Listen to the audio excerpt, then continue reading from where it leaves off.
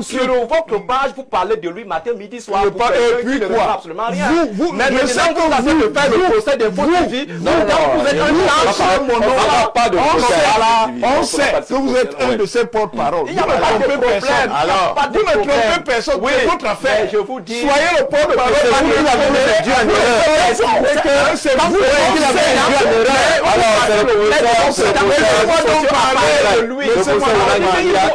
Je dis et je répète qu'il avait dû en erreur. Je répète mentalement. Vous levez le matin, après 2 heures, Maurice Kamto, après 3 heures, Maurice Kamto,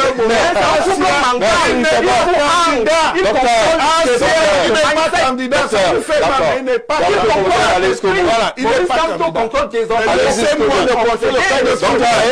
ça c'est les choses de allez-y. Je dis, c'est la science politique. Moi, il m'amuse beaucoup parce qu'ils sont en train de fabriquer la victoire du RDPC. Ah bon? Je ne vous expliquerai pas le résultat comment. final. Le résultat final, c'est qu'ils sont en train de fabriquer la victoire du RDPC. Qui continue à faire la science. Qui continue. Est-ce qu'une défaite du RDPC est possible? Faire la science. On va sortir de là. Je demande la parole. D'accord. On a beaucoup mis l'accent sur le temps on faisait le débat. On va avancer. Que le professeur Maurice Kamto ne gagnerait pas l'élection, je le maintiens. Mais par contre, je ne suis pas de ceux qui ont fomenté son exclusion. Il n'a été exclu par personne. C'est vous les Libilo. Il a été exclu. Donc, je suis cohérent. J'achève en disant à celui qui a dit que mon 15 plus, mon 14 plus 35. C'est un mauvais calcul. Non, c'est de la caricature. Parce que je vais lui ajouter, moi j'enseigne la logique. Entre-temps, Issa Tiroma et Bello Bouba vont aussi puiser dans le Grand Sud. Voilà donc. Paul Bialou ne va rien puiser dans le Grand. Je vois derrière, on est derrière 60. Ah, c'est vous qui disiez qu'il faut pas un vote communautaire. Et maintenant, ils vont pousser où? Qui ne peuvent pas puiser là-bas. Alors, Aristide Bono, vous avez écouté les uns les autres. Je reste encore sur la question de Maurice Kamto. Il a été mis hors jeu par la plupart des intervenants, en dehors de Pério Niemek. Est-ce que ce n'est pas politiquement une erreur de penser que Maurice Kamto est mort, qui n'a rien à dire politiquement? Je pense que c'est de l'hypocrisie pure et simple. L'hypocrisie a changé de camp finalement. De l'hypocrisie pure et simple, dire que Maurice Kamto ne représente rien, en même temps faire une fixation sur lui. Voilà, je crois qu'à un moment donné, ça peut ressembler à une haine viscérale vis-à-vis de l'homme. Je crois que Maurice Kamto, entre le 5 août et la publication de son communiqué, il a fait, je crois, plus d'1 mois, sans toutefois intervenir. Ça veut dire que sur les affaires politiques de notre pays, on avait même du mal à l'avoir au téléphone. Alors, je connais le leader politique qui lui tendait les bras que vraiment, vous avez trop fait le mot. Exactement. Parler, dire quelque chose. Exactement. Que le deuil a trop mis long. Exactement. Oui. Exactement. Alors, pour vous faire savoir que il est inadmissible que nous soyons en train de faire une fixation. Pourtant, nous avons 11 opposants. 11 opposants. Ça veut dire on ne parle que de Maurice Kamto. Quelqu'un fait le mort pendant 1 mois, on ne parle que de lui. Il refait surface, on ne parle que de lui. Pourtant, nous avons 11 candidats qui veulent affronter Paul Biya. Et deuxième chose, j'ai l'impression que, en fait, on aime se nourrir des ragots. Moi, je l'ai dit tout à l'heure. J'ai eu la chance de discuter en tête à tête avec les différents candidats. Ça veut dire que je suis allé chez eux. Surtout ceux du Grand Nord. J'ai discuté avec Bello Bouba. J'ai discuté avec Issa Tiroma. Et je vous dis ceci. C'est une information. Maurice Kamto n'a jamais été commandeur d'une quelconque médiation. Il n'a jamais, je dis, il n'a jamais été commandeur d'une quelconque médiation. Alors, qui dit qu'il demande des médiations? On lui demande de se taire. Écoutez, mais je crois que entre vous et le professeur Maurice Kamto, c'est lui qui ferait du bien aux Camerounais en Mais monsieur Maurice Kamto est en train de bousiller complètement. Je dis bien ceci. Aristide, Je dis bien ceci. Aristide Mono, pas de brailler ne vous rendra pas convaincant. Ça ne vous rendra pas convaincant. Vous allez brailler toute une université, permettez à Aristide Mono d'aller. Je crois que M. Liby Lobé, c'est un acteur politique.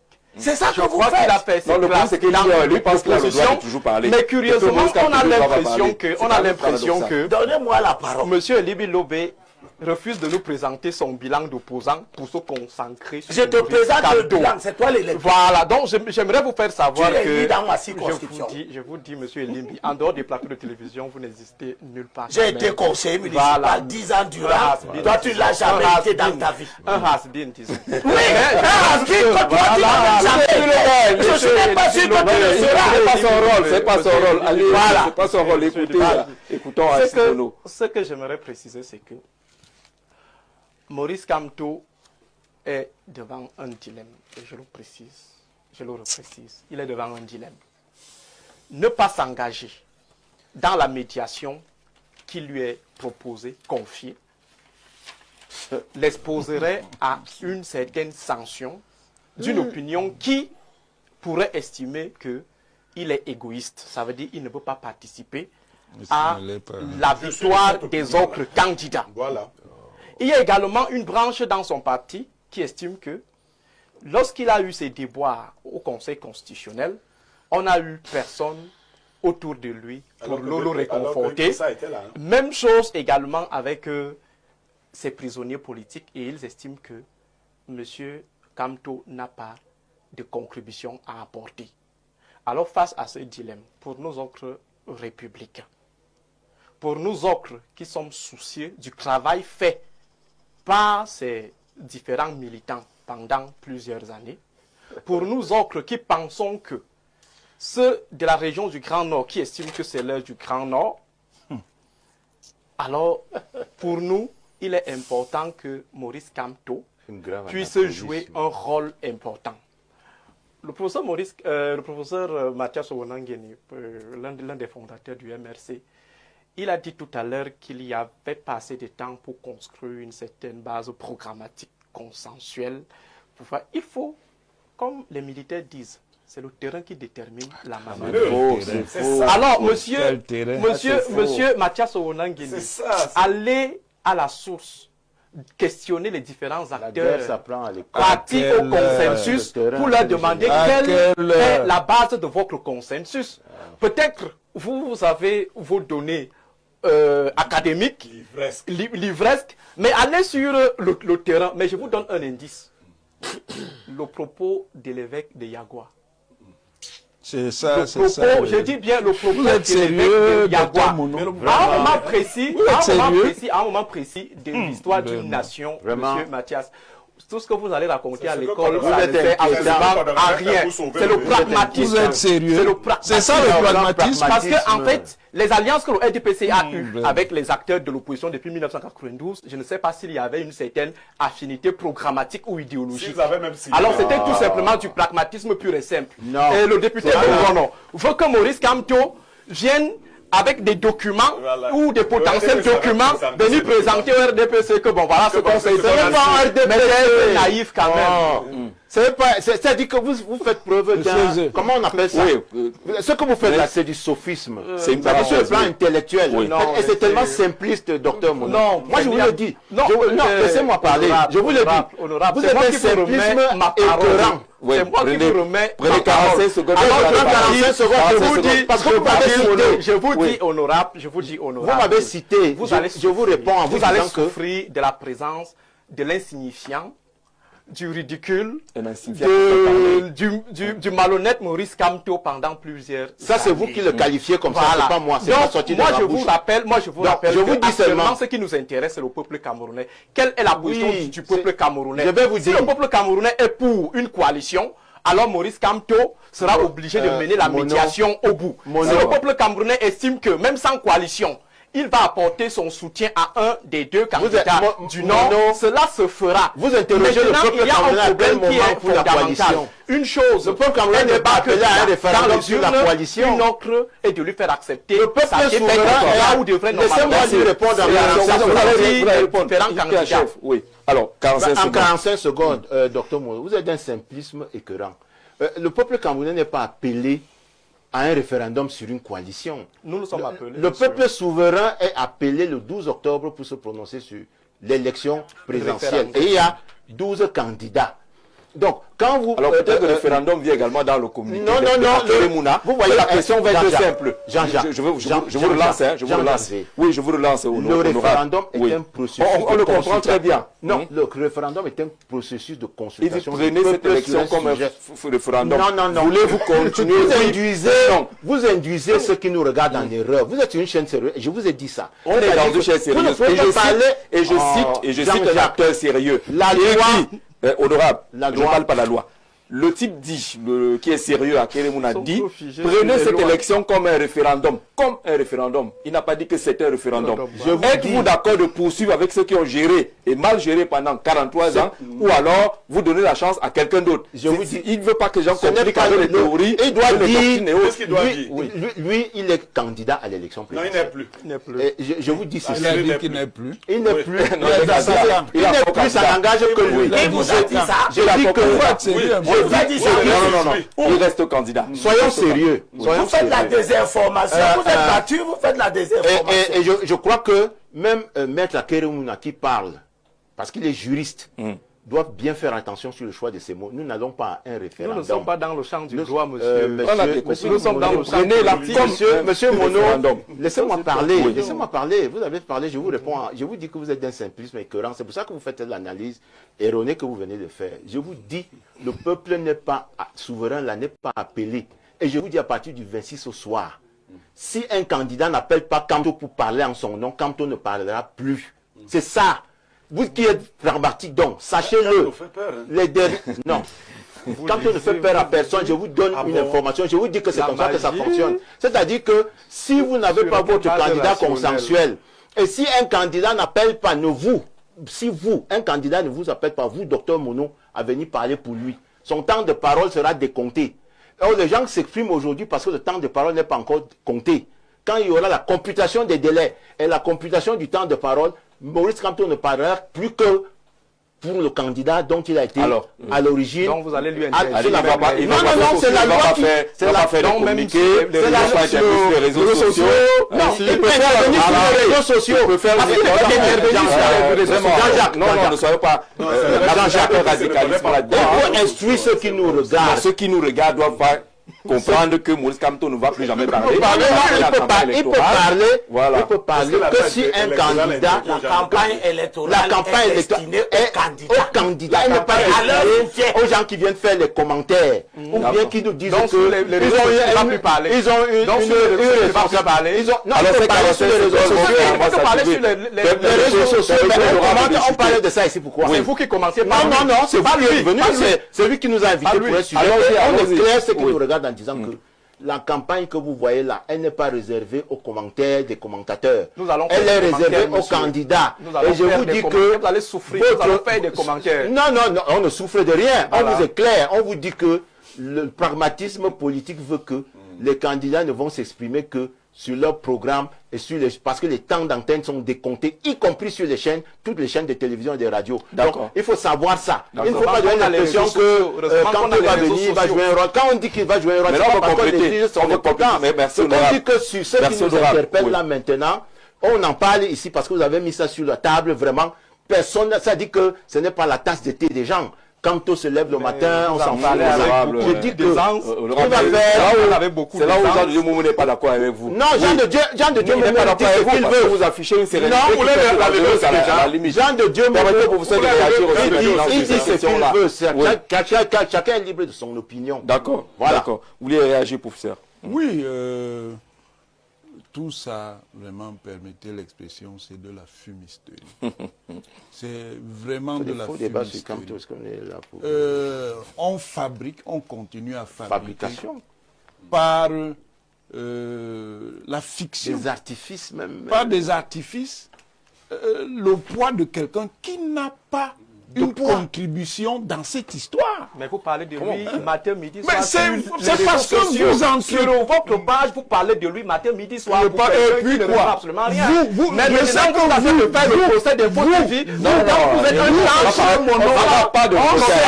on sait que vous êtes un de ses porte-parole. Il n'y a pas de problème. Alors, vous ne trompez personne. C'est votre affaire. Je vous dis. Soyez le porte-parole. C'est vous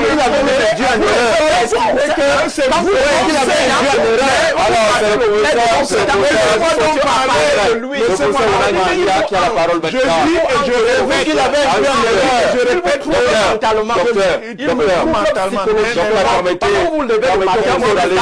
Après 2 heures, après 3 heures,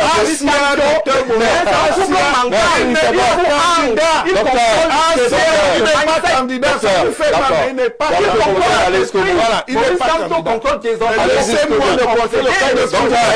Ça, c'est les choses des églises révélées. Allez-y. Je dis, un professeur en sciences politiques, moi, il m'amuse beaucoup parce qu'ils sont en train de fabriquer la victoire du RDPC. Ah bon? Je ne vous expliquerai pas le résultat comment. final. Le résultat final, c'est qu'ils sont en train de fabriquer la victoire du RDPC. En voyant faire la science. Qui continue. Est-ce qu'une défaite du RDPC est possible? En voyant faire la science. On va sortir de là. Je demande la parole. D'accord. On a beaucoup mis l'accent sur... Non, le temps on faisait les débats là. On va avancer. Sur ces différentes sorties, Elie Bilobin, sur ces différentes sorties, est-ce qu'on ne met pas un peu trop l'accent et on n'accorde pas un peu trop d'importance à 2 candidats, Bello et Thilo? Oui, il faut leur accorder de l'importance parce qu'ils sont des éléments perturbateurs. Là, ils sont importants. Oui, tous ceux qui perturbent la marche sereine du processus politique sont déjà à prendre en compte. Je voudrais à cet égard dire à tous les amis du changement. Quel changement, Elibi? Toi, tu cherches même quel changement? Il n'a jamais été. Quel changement tu cherches même, Elibi? Dis la vérité pour cette fois-ci. Tu cherches quel changement? Tu es contre. Tu cherches quel changement, Elibi?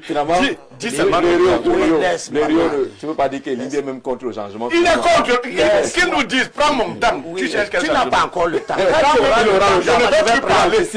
Tu cherches quel changement? Ok, laisse-moi, je parle d'abord mon temps, ensuite je parle. Parle-nous du changement. Alors, les fils du Nord ont-ils fait, n'ont-ils pas fait? Le président a-t-il abandonné le septentrion? David Bouton fait un pont avec vous. Vous chutiez sur le sujet concernant l'opposition tout à l'heure. Et puis on aimerait sur cette question, cette sortie du directeur du cabinet qui finalement est devenu un acteur politique. Majeur. Vous dites majeur. Voilà, un acteur politique considérable depuis un certain temps.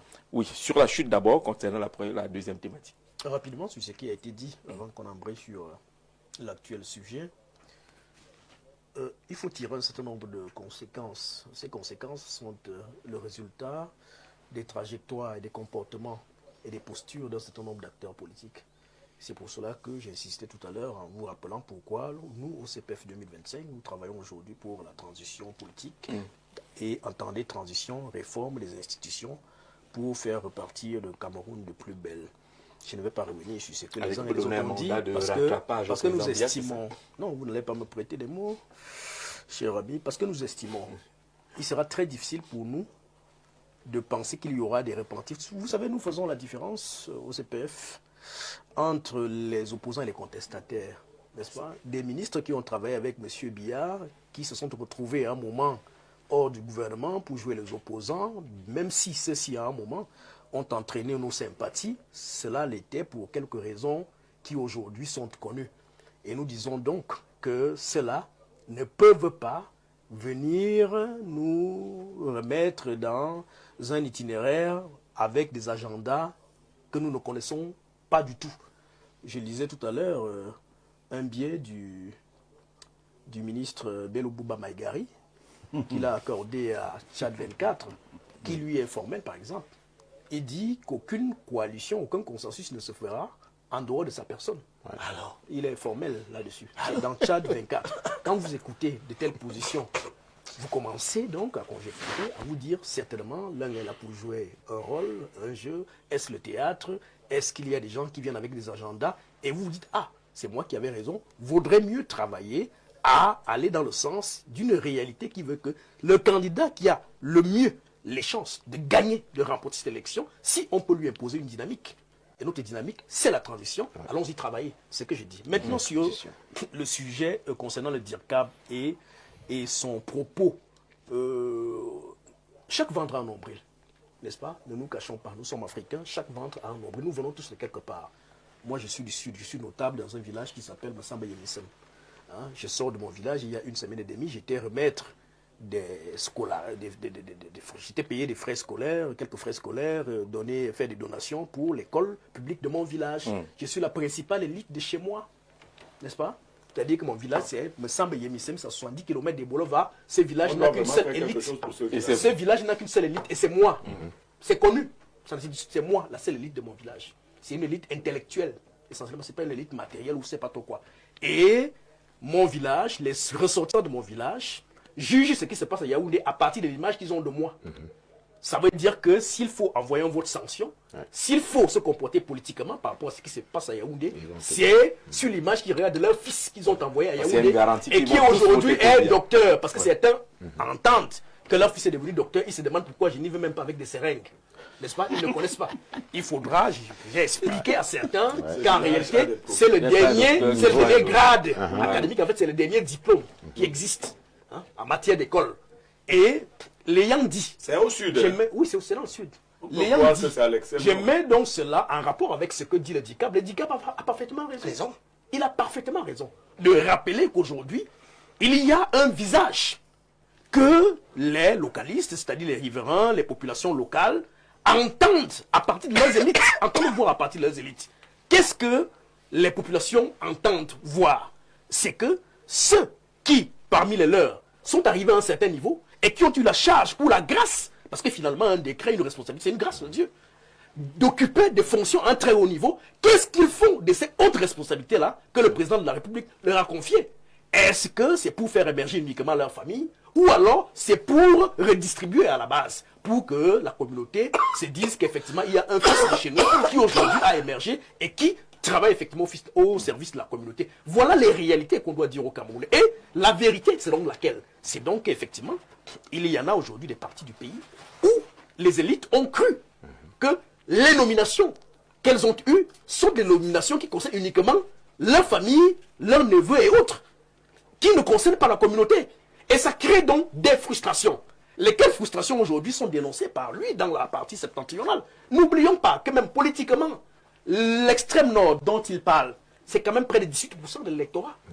Donc le président de la République en a besoin. Et chaque bon politicien, chaque candidat à cette élection présidentielle qui sait où il va, prend une calculatrice, se dit ok, si l'élection, si l'extrême nord peut me rapporter en fait à un électorat de 18%, je peux y engager par exemple 5, 10% et continuer à travailler sur d'autres. C'est comme ça que les politiciens travaillent. Mais maintenant, est-ce qu'on va donc aller s'aimer, en fait récolter sur un terrain qu'on n'a pas s'aimer? C'est la question en sous-bassement. C'est-à-dire que aujourd'hui, dans l'extrême nord, quand le renouveau y va, avec tout ce que le renouveau a fait là-bas, rappelons que dans le grand nord, la plupart des ministres, la plupart des élites qui viennent de cette partie-là viennent de l'extrême nord. Cavaillé Guéjivri, il est de là, quand même. Celui dont ce monsieur parlait tout à l'heure. Il est de là. Le ministre Maoudou, dont j'ai vu un livre circuler tout à l'heure, là, il est de là. La plupart des ministres qui occupent de hautes fonctions dans ces pays, qui viennent du septentrion, viennent de l'extrême nord. Et donc aujourd'hui, ces ressortissants de l'extrême nord sont en droit de se demander quels ont été les dividendes politiques, économiques, perceptibles, qu'ils sont à même de toucher du doigt pour se dire effectivement que le septentrion est utile au renouveau. Puisque, vous savez même le petit nom qu'on donne au septentrion, à l'extrême nord, c'est la fille aînée du renouveau. Donc c'est des problématiques réelles parce que nous touchons au sein même de nos communautés. Et je sors donc en disant que l'élite doit être interpellée. L'élite doit être interpellée. Parce qu'en réalité, l'élite doit comprendre que en ce moment est venu le temps des comptes. Ces comptes-là qui veulent que, en fait, les décrets qu'ils ont bénéficiés l'ont été parce qu'on estimait que ces décrets-là devraient être des décrets relais pour que, voilà, les projets soit mis à l'actif des populations de manière à ce que les populations bénéficient du rôle social qu'ils ont occupé à un certain moment. Donc, le DICAP pose là, en fait, fait là une photographie que tout le monde connaît, que nous vivons au quotidien, qui est réaliste. Et moi, j'épouse et je salue cette position. D'accord, Aristide Mono. Est-ce que ce n'est pas un discours risqué ou assez dangereux, celui tenu par le directeur du cabinet du président de l'Assemblée nationale? Ça me dit que quand vous êtes ministre, il faut développer le village. Il ne demandait plus rien à Paul Biya. Il ajoute d'ailleurs que quand lui, il est arrivé en 2014 à l'Assemblée nationale, il n'y avait qu'une cinquantaine de ressortissants du Nord. Ils en sont 300 aujourd'hui. Est-ce que ce n'est pas un discours dangereux en République? Je crois qu'on est dans du biaïsme. Tout le monde est mauvais sauf Paul Biya. Et surtout, il faut interroger l'opportunité, le contexte de cette sortie. On est dans une situation où le Grand Nord est en pleine ébullition. Et on essaye de faire comprendre aux uns aux autres que si ça n'a pas marché dans ce côté, c'est de la responsabilité. Ce n'est pas la faute à Biya. Des élites. Donc, il faut renouveler le mandat à M. Paul Biya. Je crois également que cette tendance au villagisme n'aide pas trop l'intégration nationale. Je me souviens d'un de ses discours où il avait dit « Nous avons arraché des postes aux anglophones », lui, le DIRCAP, et on ne dirige pas des institutions en fonction des affiliations ou des filiations villagistes. C'est sur la base de la méritocratie, de la compétence. Et de temps en temps, on peut diluer avec quelques affirmatifs actes dans la discrimination positive. Mais fonder une certaine administration des institutions sur la cooptation des fils du village, ça pose problème. Et lorsqu'on essaie d'interroger le profil des fils du village en question, on se rend compte que ce sont soit les enfants du clan Kavaye Djibril, soit les enfants de la chefferie de Mada, qui est dirigée par Kavaye Djibril, soit les enfants de Tokombere, soit les enfants du Mayo Sava, et à la limite peut-être les enfants de l'extrême nord. Or là on parle... Ça tourne toujours autour de Kavaye. Ça tourne toujours autour de Kavaye Djibril. Il est incompréhensible qu'on soit déresponsabilisé, par exemple le ministre en charge des travaux publics, le ministre de l'Habitat, vous vous souvenez de cette histoire il y avait quoi avant? Je crois que la route là a été rapidement refaite parce que les fils de l'escrème n'avaient pas digéré ces propos. Il y a l'État, il y a également la responsabilité des élites, et là je suis un peu d'accord avec lui. Nous avons déjà fait à 4 reprises la route de Maroua-Kousseri. Je crois que pour une nationale numéro 1, pour un itinéraire qui relie le Cameroun aux autres pays, disons au Tchad et au Nigeria aussi, ça devient un peu complexe. Mais je crois qu'à un moment, il faut que les élites, en général, prennent parfois leurs responsabilités pour indiquer de manière claire les responsables qui sont incriminés. Dans le cas d'espèce, il parle du ministre de l'économie, du ministre de l'économie, Alamine Ousmane Mey. Je suis d'accord avec lui. Ah bon? Beaucoup sérieux aujourd'hui. Ce n'est pas la faute de Biya si on n'a pas inscrit ces travaux-là. Non, les fautes sont partagées. Oui. Les responsabilités sont partagées. Oui. Quand vous prenez la route Maroua-Kousseri, vous vous demandez s'il y a vie à Kousseri ou dans le Logon et Chari en général. Lorsque vous arrivez même à Kousseri, c'est tout simplement la poussière. Je crois que le ministre devrait avoir honte de la physionomie de son village, de la physionomie de son département, le Logon et Chari à côté du Mayo Sava, et le département qui accumule plus de taux d'insécurité liés aux attaques de Boko Haram. On se demanderait à quoi aurait servi en fait la cooptation d'un fils du village à la mangeoire si au final, après beaucoup d'années accumulées au sein de ce gouvernement, il n'arrive pas à produire un résultat probant pour les fils ou ses frères du village. D'accord. Mais ce que je dirais pour chuter, c'est que M. Paul Biya, peut-être qu'il a pensé que la politique du manger ensemble communautaire allait permettre un développement assez rapide des différentes contrées. Je crois qu'aujourd'hui, à la lumière des différents résultats, s'il est encore à la tête de cet État, qu'il fonde son action non plus sur le manger ensemble communautaire où on donne au fils des coins, des communautés afin qu'ils aillent manger avec leurs frères, qu'il fonde désormais une action sur la méritocratie ou une action où tout est pensé à partir de l'État. Et si on est dans un système d'État fédéral, à partir donc, des États fédérés. D'accord.